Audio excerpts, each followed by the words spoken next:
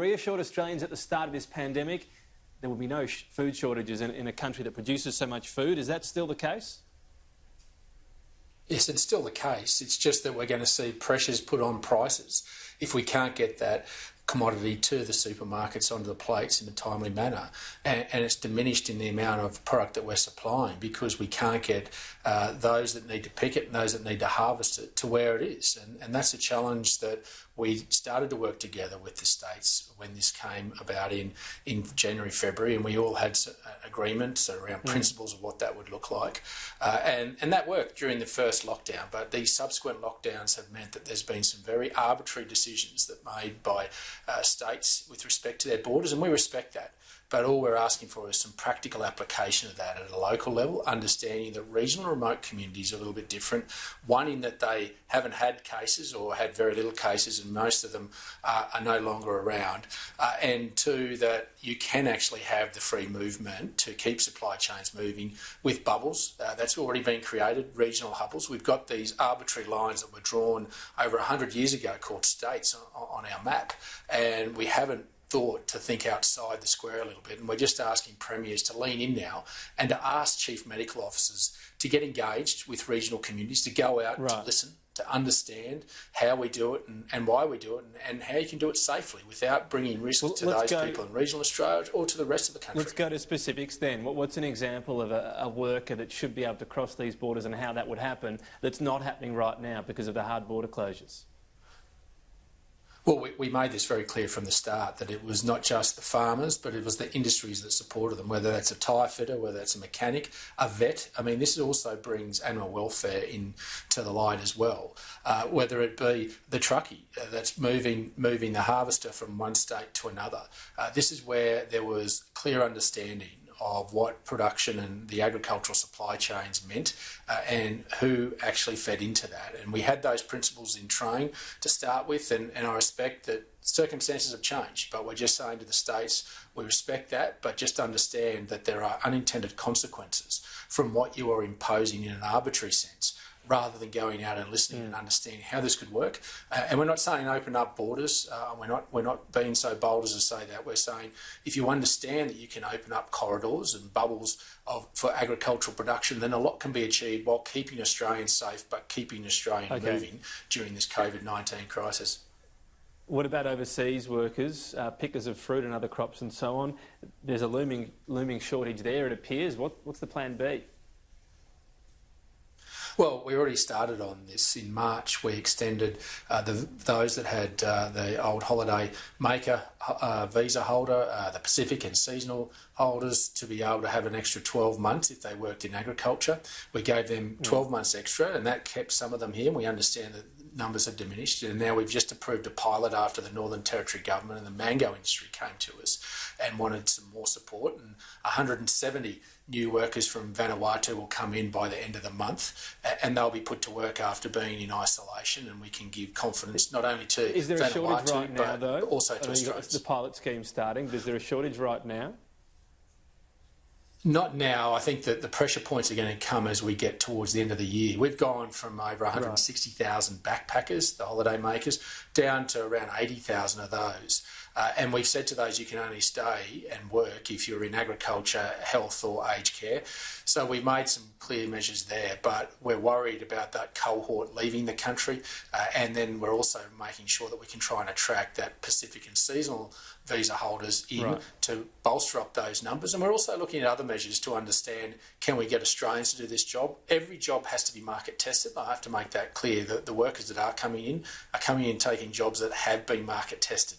So farmers have to go to the market and see if they can find somebody to come and do it. Job Seeker, is that the generosity of Job Seeker right now? Is that stopping a large number of Australians in a recession going for those jobs, considering how much more Job Seeker or the dole is?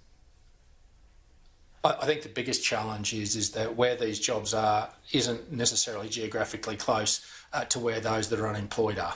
And you've got to understand that we've got mango picking going on in the Northern Territory. If you're unemployed in Sydney, you're a good 2,500 kilometres away, and you're going up there for 2 weeks' work, and then you've got to turn around and come back. Most have family commitments, but we're trying to incentivise and look at this in terms of that cohort of Australians that are there, and how do we incentivise them? And we're doing some work as as we speak on that to continue to work. But farmers don't have the luxury to sit around and hope that someone will turn up to pick their fruit. If it's not there, it goes rotten. Just curious as well, any concern, we know COVID passed from animals to humans initially, about COVID going from animal to animal and then onto humans. Is there any biosecurity concern around moving animals around the country right now in any way that could impact outbreaks? No, none that I've seen, but obviously we continue to work with the scientific community to make sure that we're working through all these issues. And as this virus evolves and as we understand it more, we'll continue to work with that. And if there are, then we'll take appropriate steps. But I don't think there's any need for anyone to be concerned at this stage. All scientific evidence suggests that that's not the case. The Ruby Princess inquiry report came out on Friday. Brett Walker, QC, noted the defiance of the Commonwealth to allow federal bureaucrats to testify, including a biosecurity officer from your department. Why were they not allowed to testify in person?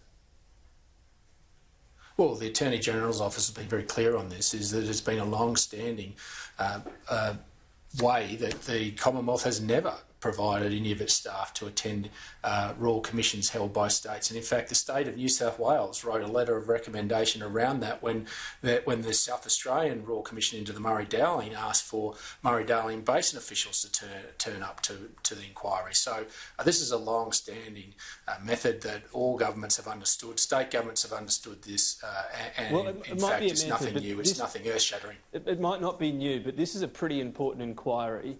In the end, a submission was provided, so it was okay to provide information. The inquiry wanted to hear from this biosecurity officer. It was possible, wasn't it? The Commonwealth opted to continue this tradition, but they could have allowed this person to testify.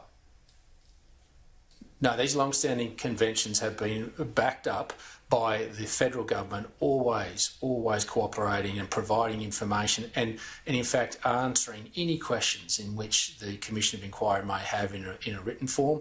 And in fact that was done on numerous occasions. If Mr Walker in fact asked for more information, it was provided and detailed, very, very granular in terms of that response to make sure that he had every understanding. I think if you look at the report and the actual the way that it's been written, Brett Walker, in fact, in his report questions about cooperation with the Commonwealth. When you look at his report, he takes a swipe at the Commonwealth. Well, I think if you questions whether there was that cooperation. Well, I think if you look at the detail of it, I think you'll find the detail of his report shows that the information that was provided by the Commonwealth was very granular and was to the point in which he has asked in every step. And Mr Walker knows and has known quite clearly that this has been a convention between federal and state governments since Federation, one that all states have actually, and the New South Wales government has also supported as recently as the Murray-Darling Basin Royal Commission in South Australia. So it's nothing new. In fact, that was the commission which Mr Walker in fact held in South Australia. So it led in South Australia. So this isn't a new convention. But let me quote him then, Minister, because he talks about the fact that a summons to a Commonwealth officer to attend and give evidence about the grant of pratique for the Ruby Princess was met with steps towards proceedings in the High Court of Australia. He says, quite how this met the Prime Minister's early assurance of full cooperation with the Commission escapes me. That's not someone commending the Commonwealth for cooperation, is it? No, well, Mr Walker knew the convention. In fact, he found that convention was reinforced to him when he led the South Australian Royal Commission into the Murray-Darling. It wasn't new to him. He knew very well that that was the convention as a very eminent legal professional, that he was going to find that was the convention well before he probably even started practising law. And he understood that and knew that that has always been the convention, but always has also been the convention that federal governments always cooperate wholeheartedly and make sure that any information that they provide is provided. And that has been done again and time again, whether it be the Murray-Darling or whether it be this Royal Commission. Is it time to end the convention? It might be one, but why not allow these inquiries to question people that are crucial to finding out errors that were made in this? Well, that's a bigger question about federation, Tom, and the only way to change that is through a referendum. If you want to abolish the states and, but you could have had get back to a federal government and local government. Could have appeared here without a referendum. Well, there are legal implications for the biosecurity officer, and I think that his and her rights are very much important as well. That's something we base our society on, is protection of one's legal rights. So I think we need to be careful on that. But look, in terms of that, I'm not a legal expert, and I don't want to become a bush lawyer overnight, passing commentary on stuff I don't know. I don't think that's healthy. I'll leave that for the legal fraternity to work through and be guided by them. Let's go to what was said then as well. The report saying the true scale of infection could have been identified if the department, that is the Federal Department of Agriculture, had done its job properly. What's your response to that?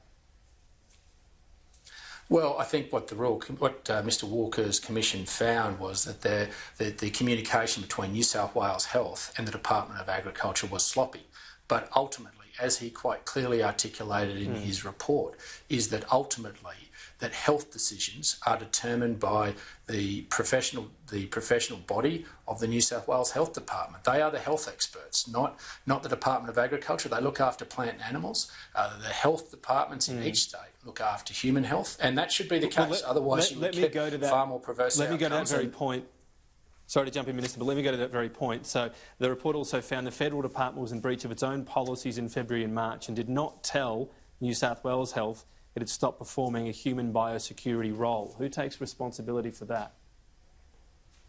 No. So I think that's important to understand, is that the information is gathered by the Department of Agriculture, as I understand, and forwarded through to New South Wales health officials, that expert panel, to make a determination about the risks of those reports to human health. They are the ones that make the determination and then instruct the Department of Agriculture to make further actions available, whether that be to stop the docking or whether that to undertake other precautionary measures. Now, where the challenge, in which Mr Walker quite clearly identified, is that legislation is very complex to interpret, and how it's actually, the rubber hits the road, for want of a better term. So in that respect, that's where the communication fell down between New South Wales Health and the Department of Agriculture, and we have subsequently addressed that before Mr Walker's recommendations. Who puts their hand up and takes responsibility when you talk about communications and a failure there? Who's taking responsibility on the side of the federal department?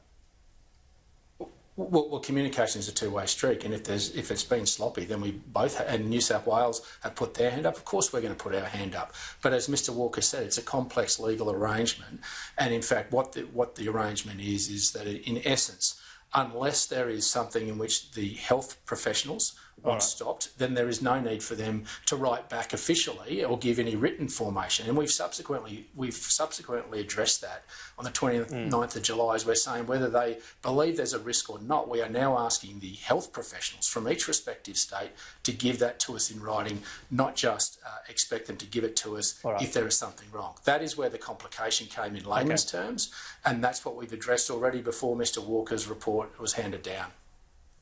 Just finally, are you coming down to Parliament because on the way back you'd need to quarantine in a hotel at your own expense for 2 weeks in Queensland, thanks to the Premier? So will that affect whether you come down to Parliament or not? I'll be coming down, and whatever the restrictions are placed on returning to Queensland, I'll respect. I'm a proud Queenslander. I'll do as I'm asked. And obviously, but it's important that I have to come to Parliament. I'm the Agriculture Minister. Important that the opposition can ask questions and that I answer them openly in Parliament. I think it's an important process of our democracy and should be respected. And as a Cabinet Minister, obviously I have more responsibility than a backbencher, so I will be attending Parliament. I'll respect whatever conditions the Premier puts on us on return. Well, appreciate you answering our questions today. David Littleproud, thanks for your time. Thanks for having me, mate.